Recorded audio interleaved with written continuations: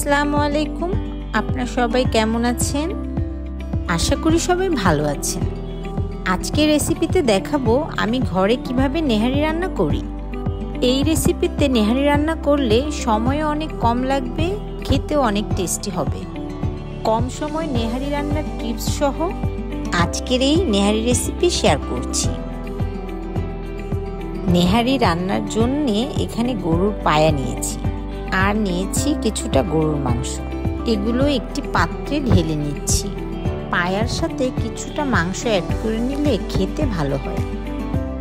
এরপর দিয়ে দিচ্ছি হাফ কাপ পরিমাণ পেঁয়াজ কুচি, দিয়ে দিচ্ছি আস্ত গরম মশলা, দারচিনি, এলাচ, লং, তেজপাতা, দিচ্ছি 2 টেবিল চামচ আদা বাটা, দিচ্ছি 2 টেবিল চামচ রসুন বাটা, দিয়ে দিচ্ছি 1 চা চামচ লাল মরিচের গুঁড়া, 1 চা চামচ দিয়ে দিচ্ছি ধনিয়ার গুঁড়া আর হাফ চা চামচ দিচ্ছি হলুদ গুঁড়া। পরিমাণ মতো লবণ দিয়ে দিচ্ছি। এখানে অ্যাড করে নিচ্ছি 1 কাপ পরিমাণে রান্নার তেল। তারপর দিয়ে দিচ্ছি পর্যাপ্ত পরিমাণের পানি। এখন এভাবে করে পানিটা দিয়ে চুলাতে বসিয়ে দিচ্ছি। পানিটা এমন করে দিতে হবে যাতে সিদ্ধ হওয়ার পরেও কিছুটা ঝোল থেকে যায়।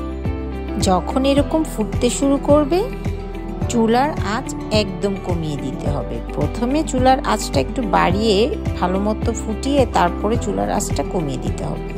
এভাবে অপেক্ষা করব 2 ঘন্টা। 2 ঘন্টা অল্প আঁচে জাল দেওয়ার পর দেখব মাংসটা নরম হয়ে গিয়ে। এরপর দিয়ে দিচ্ছি ভাজা জিরার গুঁড়া আর কয়েকটা এলাচ ভাজা। এই পর্যায়ে নেহারিটা আমি পেঁয়াজ দিয়ে একটা বাগার দিয়ে নেব। পরিমাণ মতো তেল আর 2-3টার মতো পেঁয়াজ দিয়ে আমি লাল করে ভেজে নিচ্ছি। কিছুটা ভাজা হয়ে এলে আমি 2টার মতো শুকনো মরিচ দিয়ে দিচ্ছি। শুকনো মরিচটা চাইলে আপনারা স্কিপ করতে পারেন। পেঁয়াজ ভাজাটা নেহারিতে ঢেলে নিচ্ছি। নেহারিটা রান্না প্রায় শেষের দিকে।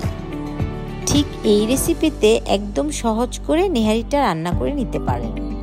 পরোটা অথবা নান রুটির সাথে খেতে এই নেহারিটা দারুণ মজা। এভাবেই আমি ঝটপট করে রান্না করে ফেললাম গরুর পায়ার নেহারি। আপনারাও চাইলে এভাবে ট্রাই করে দেখতে পারেন।